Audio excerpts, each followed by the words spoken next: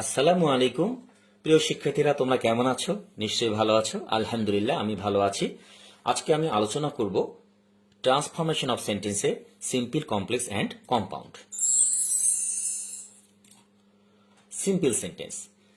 Simple sentence বুঝতে হলে আমাদেরকে যেটা আগে জানতে হবে যে একটি সিম্পল সেন্টেন্সের মধ্যে একটি সাবজেক্ট থাকবে এবং একটি ফাইনিট ভার্ব থাকবে এবং এর সাথে সাবঅর্ডিনেটর যোগ থাকতে পারে। সাবঅর্ডিনেটর গুলো হচ্ছে যেমন by, despite, in spite of, without, because of, etcetera. এছাড়াও আরো অন্যান্য সাবঅর্ডিনেটর গুলো যোগ থাকতে পারে। Complex sentence. কমপ্লেক্স সেন্টেন্সের বৈশিষ্ট্য হচ্ছে এই সেন্টেন্সের মধ্যে একটি প্রিন্সিপাল ক্লোজ থাকবে এবং একটি সাবঅর্ডিনেট ক্লোজ থাকবে।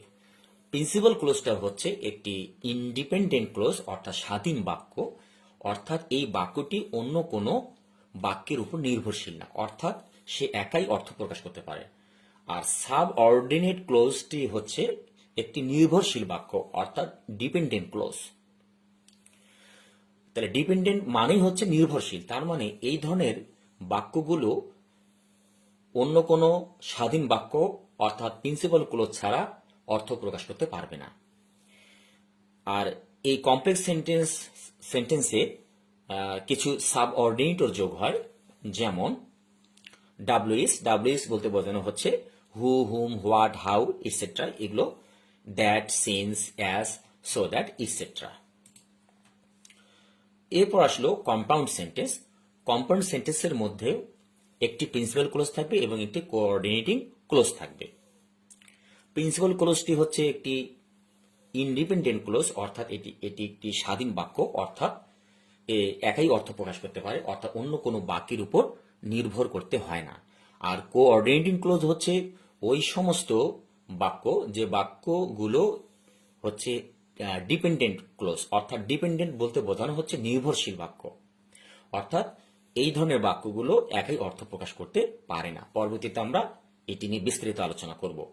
আর এই কম্পাউন্ড সেন্টেন্সের ক্ষেত্রে কিছু কোঅর্ডিনেটর যোগ হয়। সাধারণত এই কোঅর্ডিনেটর গুলো দুইটি সেন্টেন্সের মাঝখানে ব্যবহৃত হয়, যেমন অ্যান্ড, বাট, ইটসেট্রা। এছাড়া আরো কিছু কোঅর্ডিনেটর যোগ হতে পারে। নেক্সট, এরপর আমরা বিস্তৃত আলোচনা করব সিম্পল সেন্টেন্সের কিছু অংশ। সিম্পল সেন্টেন্সের বৈশিষ্ট্য হচ্ছে, অর্থাৎ ক্লিনিক্যাল ফিচার মানে বৈশিষ্ট্য। এই সিম্পল সেন্টেন্সের মধ্যে অনলি ওয়ান ইন্ডিপেন্ডেন্ট ক্লোজ, এর অর্থ হচ্ছে শুধুমাত্র একটি স্বাধীন বাক্য থাকবে। এক্সাম্পল দিই আমরা একটি, the man was rewarded for his honesty. লোকটিকে তার সততার জন্য পুরস্কৃত করা হলো। প্রিয় শিক্ষার্থীরা, এই বাক্যটি দেখো একটি স্বাধীন বাক্য, অর্থাৎ এই বাক্যটি কারো উপর নির্ভরশীল না, সে একাই অর্থ প্রকাশ করতে পেরেছে। তাহলে এটাকে আমরা বলতে পারি এটি হচ্ছে সিম্পল সেন্টেন্স, অর্থাৎ যে কথাগুলো আমরা ব্যবহার করব সেই কথাগুলো অন্য বাক্যের উপর নির্ভরশীল হবে না। এখানে আমরা আরেকটি উদাহরণ দিয়েছি, দেখো এই সিম্পল সেন্টেন্স গুলো অনেক সময় ভার্বের সাথে আইএনজি যোগ করে হয়। কখন হবে? যখন দুটি সেন্টেন্স থাকবে, সেক্ষেত্রে যেটি সাবঅর্ডিনেট ক্লোজ, সেই ক্লোজের সাথে আমরা আইএনজি যোগ করব। আমরা এক্সাম্পল দিলে আরো ক্লিয়ার হয়ে যাবে। যেমন ডুইং দ্য ওয়ার্ক, কাজটি করে, আই ওয়েন্ট টু প্লে, আমি খেলতে গেলাম। প্রিয় বন্ধুরা দেখো, ডুইং দ্য ওয়ার্ক, কাজটি করে, এটি একটি সাবঅর্ডিনেটিং ক্লোজ, তার মানে এটি একটি নির্ভরশীল বাক্য, কারণ এই বাক্যটি যদি আমরা শুধু লিখি তাহলে মনের ভাব পরিপূর্ণ প্রকাশ করতে পারবে না। আই ওয়েন্ট টু প্লে, আমি খেলতে গেলাম, এটি একটি ইন্ডিপেন্ডেন্ট ক্লোজ, অর্থাৎ এটি একটি স্বাধীন বাক্য। এই বাক্যটি দ্বারা একটি পরিপূর্ণ অর্থ প্রকাশ করা হয়েছে। আই ওয়েন্ট টু প্লে, আমি খেলতে গেলাম, তার মানে এই বাক্যটি অন্য কোনো বাক্যের উপর নির্ভরশীল না। আমরা আরো কিছু উদাহরণ দিতে পারি, যেমন বাই প্লাস ভার্বের সাথে আইএনজি যোগ, অর্থাৎ ভার্ব ওয়ানের সাথে আইএনজি যোগ হবে, এর সাথে সাবঅর্ডিনেটর ক্লোজ যুক্ত থাকবে। যেমন বা example, by helping the poor, গরিবদেরকে সাহায্য করে, ইউ ক্যান বি কাইন্ড, তুমি দয়ালু হতে পারো। দেখো এই বাক্যটির মধ্যে বাই হেল্পিং দ্য পোর, গরিবদের সাহায্য করার দ্বারা, আমরা যদি শুধুমাত্র এই বাক্যটি লিখি তাহলে পরিপূর্ণ অর্থ প্রকাশ করবে না। তাহলে এটি হচ্ছে একটি subordinating clause. You can be kind, তুমি দয়ালু হতে পারো। দেখো এই বাক্যটির মধ্যে, অর্থাৎ এই বাক্যটি দ্বারা একটি পরিপূর্ণ অর্থ প্রকাশ করা হয়েছে। আমরা এর আগেও কিন্তু বলেছি যে একটি সিম্পল সেন্টেন্সের মধ্যে একটি ফাইনিট ভার্ব থাকবে এবং একটি সাবজেক্ট থাকবে। এখানে ইউ হচ্ছে একটি সাবজেক্ট এবং বি হচ্ছে একটি ফাইনিট ভার্ব। এরপর আসলে কমপ্লেক্স সেন্টেন্স। কমপ্লেক্স সেন্টেন্সের ক্লিনিক্যাল ফিচার্স হচ্ছে এই সেন্টেন্সের মধ্যে একটি প্রিন্সিপাল ক্লোজ থাকবে এবং একটি সাবঅর্ডিনেট ক্লোজ থাকবে, অর্থাৎ একটি স্বাধীন বাক্য থাকবে এবং একটি নির্ভরশীল বাক্য থাকবে। When I went to school, যখন আমি স্কুলে গেলাম, এই বাক্যটি কিন্তু নির্ভরশীল বাক্য। কারণ আমরা যদি শুধুমাত্র এই বাক্যটি লিখি তাহলে পরিপূর্ণ অর্থ প্রকাশ করতে পারবে না। আই স এ স্নেক, আমি একটি সাপ দেখলাম। প্রিয় শিক্ষার্থীরা দেখো, আমি একটি সাপ দেখলাম, আই স এ স্নেক, এই বাক্যটি দ্বারা একটি পরিপূর্ণ অর্থ প্রকাশ করা হয়েছে।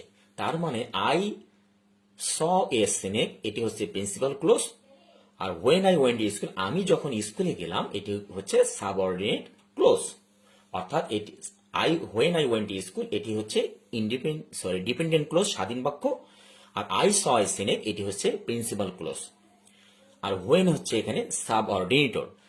কারণ এরকম আমরা আলোচনা করেছি যে সাবঅর্ডিনেটর শব্দগুলো যুক্ত থাকে যখন আমরা কমপ্লেক্স সেন্টেন্স তৈরি করব। এরপর আসলে কম্পাউন্ড সেন্টেন্স।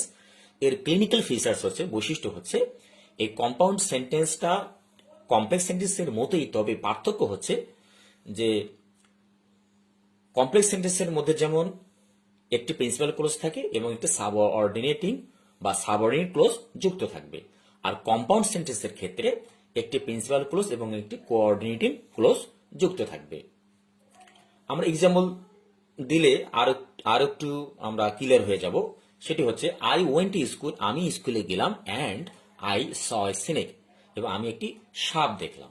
প্রিয় বন্ধুরা দেখো, আই ওয়েন্ট টু স্কুল, আমি স্কুলে গেলাম, আই স এ স্নেক। তাহলে কোঅর্ডিনেটিং এর আরেকটি মানে হচ্ছে দুই বা ততোধিক বাক্যকে একত্রিত করে দেওয়া, অর্থাৎ কোঅর্ডিনেট করা, অর্থাৎ সংযোগ স্থাপন করা। তাহলে এখানে কোঅর্ডিনেটর শব্দটি হচ্ছে অ্যান্ড দ্বারা আমরা দুটি বাক্যকে একত্রিত করেছি। আর যখন এই কোঅর্ডিনেটর শব্দগুলো আগে যে সেন্টেন্সটি থাকবে সেই সেন্টেন্সটি হবে সাবঅর্ডিনেট ক্লোজ। যেমন I went to school and, আমি স্কুলে গেলাম এবং, যদি আমরা শুধু এই বাক্যটি লিখি তাহলে পরিপূর্ণ অর্থ প্রকাশ হবে না। কিন্তু পরের বাক্যটিতে দেখো, আই স এ স্নেক, আমি একটি সাপ দেখলাম, এটি একটি পরিপূর্ণ বাক্য, অর্থাৎ এটি একটি ইন্ডিপেন্ডেন্ট ক্লোজ, স্বাধীন বাক্য। আই ওয়েন্ট টু স্কুল তাহলে কোঅর্ডিনেটিং ক্লোজ, আর আই স এ স্নেক হচ্ছে প্রিন্সিপাল ক্লোজ, আর অ্যান্ড হচ্ছে এখানে কোঅর্ডিনেটর। তাহলে আমরা তিনটি মিলে একটি উদাহরণ দিলে আরো ক্লিয়ার হয়ে যাব। এটাকে আমরা কম্বাইন্ড এক্সাম্পলস বলতে পারি। তাহলে একটি যদি আমরা কমপ্লেক্স লিখি তাহলে আমরা দেখতে পাবো যে when I did the work, যখন আমি কাজটা করলাম, আই গট 100 টাকা। When I did the work, যখন আমি কাজটা করলাম, তাহলে এটি হচ্ছে কি সাবঅর্ডিনেট ক্লোজ, কারণ এটি একটি নির্ভরশীল। আই গট 100 টাকা, আমি 100 টাকা পেলাম। প্রিয় শিক্ষার্থীরা তোমরা খেয়াল করো, আই গট 100 টাকা, আমি 100 টাকা পেলাম, এটি একটি পরিপূর্ণ বাক্য। আমি এটি হচ্ছে ইন্ডিপেন্ডেন্ট ক্লোজ বা স্বাধীন বাক্য। এবার আমরা যদি সিম্পল করি এটাকে, তাহলে ডুইং দ্য ওয়ার্ক, কাজটি করে, আই গট 100 টাকা, আমি 100 টাকা পেলাম। প্রিয় বন্ধুরা, আমরা জানি সিম্পল সেন্টেন্সের বৈশিষ্ট্য হচ্ছে একটি সাবজেক্ট থাকবে, এখানে আই একটি সাবজেক্ট এবং গট হচ্ছে ফাইনিট ভার্ব বা মেইন ভার্ব। তাহলে কাজটি করে আমি কি করলাম, 100 টাকা পেলাম। তাহলে এটি হচ্ছে সাবঅর্ডিনেটিং ক্লোজ আর এটি হচ্ছে প্রিন্সিপাল ক্লোজ।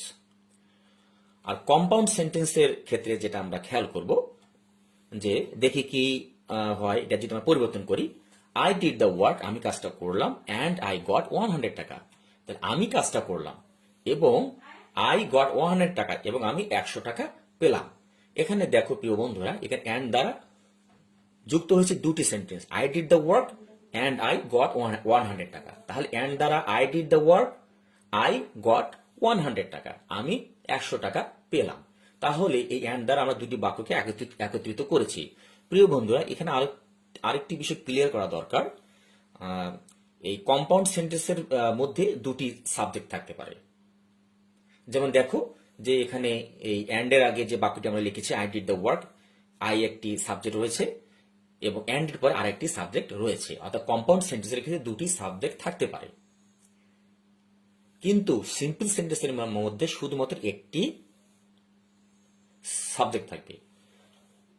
এখানে যদি আমরা কমপ্লেক্স সেন্টেন্সের দিকে আরেকবার তাকাই তাহলে আমরা দেখতে পাবো যে এখানে কিন্তু আই আমরা ব্যবহার করেছি দুবার, অর্থাৎ সাবঅর্ডিনেটিং ক্লোজের মধ্যেও আমরা একটি সাবজেক্ট ব্যবহার করেছি এবং প্রিন্সিপাল ক্লোজের মধ্যেও আমরা একটি সাবজেক্ট ব্যবহার করেছি। তার মানে কমপ্লেক্স এবং কম্পাউন্ড সেন্টেন্সের ক্ষেত্রে দুটি সাবজেক্ট দুটি ভার্ব ব্যবহার হবে, কিন্তু সিম্পল সেন্টেন্সের মধ্যে শুধুমাত্র একটি সাবজেক্ট এবং একটি ফাইনাইট ভার্ব যোগ করতে হবে, অর্থাৎ থাকবে।